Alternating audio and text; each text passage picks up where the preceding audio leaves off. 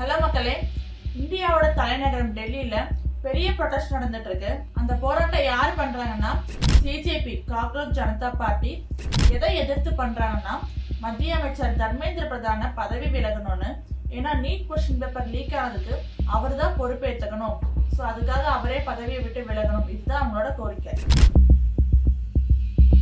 Already CJP பார்ட்டியோட first போராட்டம் அது எப்படி ஸ்டார்ட் ஆச்சு, ஃபவுண்டர் அபிஜித் தீப்கே, இது எல்லாத்தையும் பத்தி நான் முன்னாடியே வீடியோ போட்டிருக்கேன்.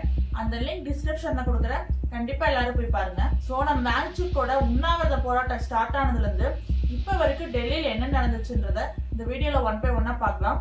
ஸோ நீங்க சப்ஸ்கிரைப் பண்ணாம பாத்தீங்கன்னா கண்டிப்பா இந்த வீடியோ சப்ஸ்கிரைப் பண்ணுங்க. This is voice of Uma. Keep yourself update. CJP founder Abhijit Dipke June 20 அன்னைக்கு ஜந்தன் மந்தர்ல செகண்ட் போராட்டத்தை ஆரம்பிச்சாரு. இந்த அமைதி போராட்டம் போயிட்டு இருந்தப்ப ஜூன் 28 அன்னைக்கு சோனம் வாங்சுக் அவர்கள் நான் உண்ணாவிரத போராட்டம் மேற்கொள்ள போறேன் அப்படின்னு சொல்லி அறிவிச்சாரு. போராட்டத்திலேயே கலந்துகிட்டாரு. சோனம் வாங்சுக் பத்தி எல்லாருக்கும் தெரியும். ஒரு ஃபேமஸ் இன்னோவேட்டர், சமூக ஆர்வலர். அவர் லடாக்கை சேர்ந்தவர். சுருக்கமா சொல்லணும்னா நண்பன் படத்துல வர பசக்சி பசபோல் கேரக்டர் இவரை பேஸ் பண்ணி தான் எடுத்தாங்க. சோனம் வாங்சுக் அவர்கள் ஒரு 17-18 நாள் இந்த உண்ணாவிரத போராட்டம் இருந்தப்ப கூட மத்திய அரசிடமிருந்து எந்த ரெஸ்பான்ஸும் வரல. அவங்க ரொம்ப சைலண்டா தான் இருந்தாங்க. இதுவே 20, 21, 22 இந்த மாதிரி டேஸை கடக்கும் போது தான் அவங்க ரெஸ்பான்ஸ் பண்ணவே ஸ்டார்ட் பண்ணாங்க. ஜூன் 28 இருந்து கிட்டத்தட்ட 21 நாளா உண்ணாவிரத போராட்டம் நடத்தி வந்த நிலையில இதுக்கு மேல விட்டா அவருக்கு உயிருக்கே ஆபத்துன்னு சொல்லிட்டு டெல்லி உயர் நீதிமன்றம் சொன்னதா சொல்லி சோனம் வாங்சுக்கை வலுக்கட்டாயமா ஹாஸ்பிட்டலைஸ் பண்ணிருக்காங்க.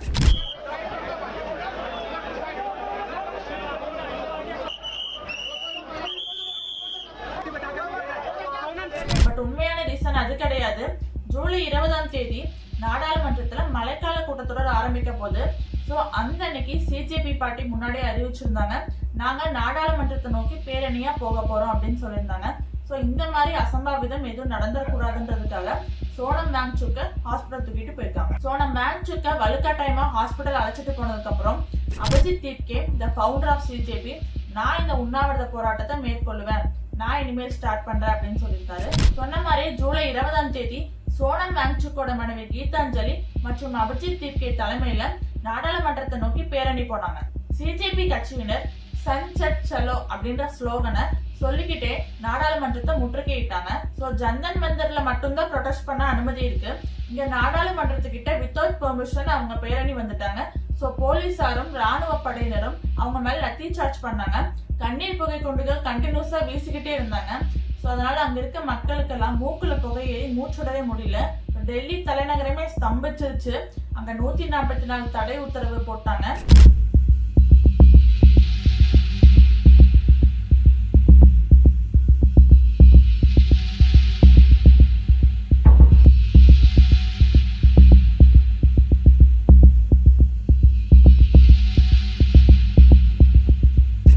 நடுவுல பாத்தீங்கன்னா சோனம் வாங்சுக்கை ஹாஸ்பிட்டல்ல யாரையுமே பார்க்க விடல. அவங்க மனைவி கீதாஞ்சலி அவங்களையும் கூட பார்க்க விடல. அவங்க வழக்கறிஞரையும் பார்க்க விடல. ஒரு ஹாஸ்பிட்டலே அரசு மாதிரிதான் பண்ணி வச்சிருந்தாங்க. அதே மாதிரி அபிஜித் தீப்கேவோ அவரோட ஃப்ரெண்டு வீட்டுக்கு போயிருந்தப்ப அந்த வீட்லயும் அவர் ஹவுஸ் அரெஸ்ட் பண்ணி வச்சிருந்தாங்க. ஸோ ஹாஸ்பிட்டல் இருந்துட்டே சோனம் வாங்சுக் என்ன சொன்னாருன்னா, என்ன இந்த போராட்டத்துல இருந்து வாபஸ் வாங்க சொல்லி நிறைய வலுக்கட்டாயப்படுத்துறாங்கன்னு சொன்னாங்க.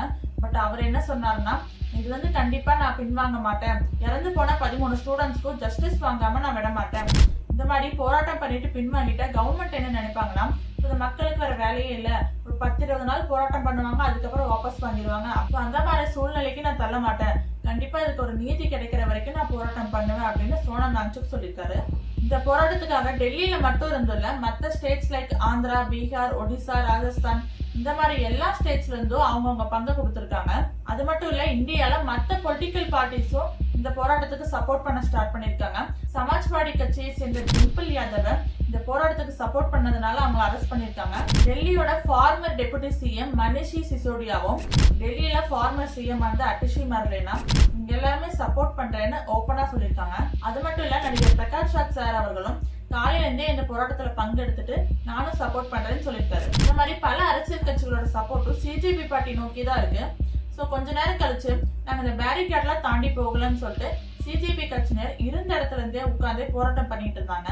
கவர்மெண்ட் என்ன ஆர்டர் போட்டிருக்காங்கன்னா, நாடாளுமன்றத்தை தாண்டி ஒருத்தர் உள்ள வந்தாலும் வித்தவுட் பெர்மிஷன் அவங்கள உடனே சுட்டு தள்ளிடுங்க அப்படின்னு சொல்லிட்டு சிஎஸ்எஃப் ஃபோர்ஸ் கிட்ட ஆர்டர் போட்டிருக்காங்க. அவங்களும் துப்பாக்கி கையுமா வெயிட் பண்ணிட்டே இருந்தாங்க.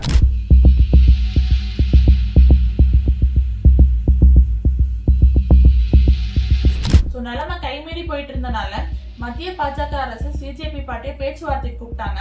மத்திய சுகாதாரத்துறை அமைச்சர் ஜே.பி. நட்டாவை சிஜேபி பார்ட்டியினர் நேர்ல பார்த்து பேசினாங்க.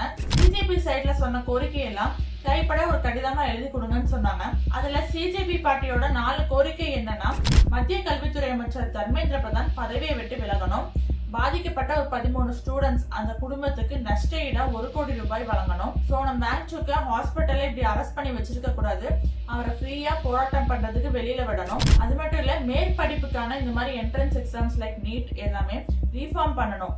இதுதான் சிஜேபி பார்ட்டியோட 4 கோரிக்கை. இது அவங்க பரிசீலனை பண்றோம்னு சொல்லியிருந்தாங்க. அன்னைக்கு நைட் ஃபுல்லாவே சிஜேபி கட்சியினர் போராட்டம் பண்ணி அங்கேயே தூங்கிட்டாங்க. அடுத்த நாள் ஜூலை 21ஆம் தேதி அவங்க போராட்டத்தை திரும்பி ஸ்டார்ட் பண்ணாங்க. ஸோ அப்பதான் போலீஸார் வந்துட்டு ஸ்டூடெண்ட்ஸ் எல்லாம் கல் வீசிட்டாங்கன்னு சொல்றாங்க. ஆனா ஸ்டூடெண்ட்ஸ் வந்துட்டு போலீஸார் தான் கல் வீசினாங்கன்னு சொன்னாங்க. ஆல்ரெடி போலீஸார் ஸ்டூடெண்ட்ஸ் மேல லத்தி சார்ஜ் பண்ணதும் கண்ணீர் புகை குண்டுகள் வீசினதும் ரொம்ப தப்பு. பட் அடுத்த நாள் அவங்க அதே தான் பண்ணாங்க. ஸோ அந்த கண்ணீர் புகை குண்டுகளோட புகை வந்துட்டு மூக்கில் ஏறி அந்த எரிச்சல் தாங்க முடியாம ஒருத்தர் ஹெல்மெட் போட்டு ஓடுறாரு. சோ அவங்கள வந்து துணை ராணுவ படையினர் கால் உள்ள விட்டு அவங்கள விழுக வச்சு அவங்கள போட்டு அடிக்கிறாங்க. அது மட்டும் இல்ல, நிறைய பெண்களும் பயந்து ஓடி போய் ஒளியறாங்க, அவங்களே புடிச்சு அடிக்கிறாங்க. அப்பதான் ஸ்டூடெண்ட்ஸ் தான் வந்துட்டு கல் வீசிட்டாங்க அப்படின்னு சொல்லிட்டு போலீஸார் சொல்றாங்க. ஆனா போலீஸார் தான் வந்து கல் வீசினாங்க அப்படின்னு சொல்லிட்டு ஸ்டூடெண்ட்ஸ் பக்கம் சொல்றாங்க. ஸோ எது உண்மைன்னு தெரியல. 13 ஸ்டூடெண்ட்ஸ் இறந்ததுக்காக ஒரு நியாயமான வழியில அமைதி போராட்டம் பண்ணிட்டு தான் இருந்தோம். ஸோ எங்களுக்கு ஏன் இப்படி ஒரு தடியடி, ஏன் இப்படி ஒரு கலவரத்தை உண்டு பண்றீங்கன்னு சொல்லிட்டு சிஜேபி கட்சியினர் கேள்வி எழுப்பிட்டு இருக்காங்க. இதுக்கு நடுவில் அபிஜித் தீப்கே ட்வீட்ஸ் நிறைய போட்டுட்டு இருந்தாரு. ஸோ அந்த கலவரம் நடந்துட்டு இருந்தப்ப இஸ் ஒரு டெமோக்ரஸி, இது ஒரு டெமோக்ரஸியா அப்படின்னு சொல்லிட்டு ஒரு ட்வீட் போட்டாரு. அது மட்டும் இல்ல, நேற்று நடந்த கலவரத்துல மக்களுக்கு இந்த வன்முறையை கொண்டு போய் சேர்த்திருக்க கூடாது, அவங்களுக்கு இந்த மாதிரி எந்தவித வன்முறையான பாதிப்பும் ஏற்படாம நான் பார்த்துருக்கணும் அப்படின்னு சொல்லிட்டு அபிஜித் தீப்கே அவர்கள் ஒரு ட்வீட் போட்டிருந்தாரு. ஸோ ஒரு தலைவரா நான் ஒரு பொறுப்பேற்றுக்கிறேன் அப்படின்னு சொல்லியிருந்தாரு. அடுத்த நாள் ஜூலை 22ஆம் தேதி இந்தியாவோட ஆப்போசிஷன் லீடர் ராகுல் காந்தியும் அவங்க தங்கச்சி பிரியங்கா காந்தியும் பிரதமர் மோடியோட வீட்டு முன்னாடி தர்ணா போராட்டத்துல ஈடுபட்டாங்க. அவர் மட்டும் இல்ல, அவர் கூட Karnataka chief minister, Kerala chief minister, இந்த மாதிரி நிறைய பேரும் அந்த போராட்டத்துல ஈடுபட்டாங்க. அவங்க என்ன சொல்றாங்கன்னா, ஸ்டூடெண்ட்ஸ் மேல கை வச்சதுக்கு பிரதமர் மோடி வந்து மன்னிப்பு கேட்கணும், மத்திய கல்வித்துறை அமைச்சர் தர்மேந்திர பிரதான் பதவி விலகணும். அது மட்டும் இல்ல, இந்த மாதிரி ஸ்டூடெண்ட்ஸை ரிட்ரீட் பண்ணதுக்கு ஹோம் மினிஸ்டர் அமித்ஷாவும் சேர்ந்து பதவி விலகணும். இதுதான் அவங்களோட கோரிக்கையா இருந்துச்சு. பிரதமர் மோடி வீட்டுக்கு முன்னாடி தர்ணா போராட்டத்துல ஈடுபட்டனால ராகுல் காந்தியை அரெஸ்ட் பண்ணிட்டாங்க. ஸோ போலீஸ் வந்து அவரை கூட்டிட்டு போல, அப்படியே தூக்கிட்டு தான் போனாங்க. அப்ப பிரியங்கா காந்தி போலீஸ் வண்டி மேல ஏறிட்டு மோடிக்கு எதிராக கோஷமிட்டுட்டு தான் போனாங்க.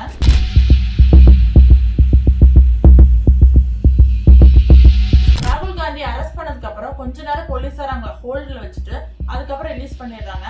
ஸோ ராகுல் காந்தி அவர்கள் வெளியில வந்து ஒரு ப்ரெஸ் மீட் கொடுக்குறாங்க. ஸோ அதுல என்ன சொல்றாங்கன்னா, போலீஸார் வந்துட்டு இந்த கவர்மெண்ட்ல ரொம்ப மிஸ்யூஸ் பண்றாங்க, கவர்மெண்ட்டுக்கு இந்த சிச்சுவேஷனை ஹேண்டில் பண்ணவும் தெரியல, இந்த அரசு ஒரு பொறுப்பில்லாத அரசுன்னு சொல்லி கண்டிப்பா மாற்றம் வேணும்னு சொன்னாங்க. On the other side Jantar மந்திர்ல பாத்தீங்கன்னா எம்பி கனிமொழி அவர்கள் நேர்ல வந்து நான் ஆதரவு தரேன்னு சொல்லியிருக்காங்க. ஸோ அதுக்கு அபிஜித் தீப்கே அவர்கள் நீங்க நேர்ல வந்து சப்போர்ட் பண்ணதுக்கு ரொம்ப தேங்க்ஸ் சொல்லி நன்றி தெரிவிச்சிருக்காங்க. ஏன் மினிஸ்டர்ஸ் எல்லாம் சேர்ந்து சிஜேபி பார்ட்டியோட லீடரை பேச்சுவார்த்தைக்கு கூப்பிட்டாங்க.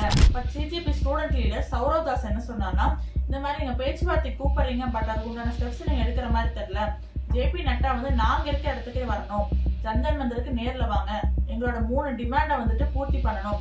அது என்னன்னு கேட்டீங்கன்னா, தர்மேந்திர பிரதான் வந்துட்டு பதவி விலகணும், அது எல்லாருக்கும் தெரிஞ்சதுதான். செகண்ட் டிமாண்ட் என்னன்னா, இந்த நீட் ரீ எக்ஸாம்னால இறந்த ஸ்டூடெண்ட்ஸோட ஃபேமிலிஸ்க்கு காம்பன்சேஷனா ஒரு 1 crore கொடுக்கணும் அப்படின்னு சொன்னாங்க. அடுத்து இந்த போராட்டம் பண்ண ஸ்டூடெண்ட்ஸ் மேலேயும் இளைஞர்கள் மேலேயும் நிறைய எஃப்ஐஆர்லாம் ஃபைல் பண்ணிருக்காங்க. ஸோ அந்த மாதிரி எந்த எஃப்ஐஆரும் இருக்கக்கூடாது, எல்லாத்தையுமே டோட்டலா கேன்சல் பண்ணணும். இதுதான் உங்களோட 3 டிமாண்ட்னு சொல்லியிருக்காரு சௌரவ் தாஸ் அவர்கள். கடைசியா ஜந்தர் மந்தர்ல ஸ்டூடெண்ட்ஸ்க்கும் கவர்மெண்ட்டுக்கும் என்ன கான்வர்சேஷன் போயிட்டு இருக்குன்னா, ஒரு நியூட்ரலான வென்யூ வந்து செலக்ட் பண்ணுங்க, அங்க வந்து பேச்சுவார்த்தை நடத்தலாம் அப்படின்னு சொல்லியிருக்காங்க. ஸோ அதுக்கப்புறம் என்ன நடக்க போகுது, அவங்க கான்வர்சேஷன் வந்து சுமூகமா முடியுமா, தர்மேந்திர பிரதான் அவர்கள் பதவி விலகுவாங்களா அப்படின்றத பொறுத்திருந்து பார்க்கலாம். இதே மாதிரி இன்ட்ரெஸ்டிங்கான நியூஸ் அப்டேட் வேணும்னா சேனலை சப்ஸ்கிரைப் பண்ணுங்க. நெக்ஸ்ட் வீடியோல மீட் பண்றேன். Thank you, bye bye.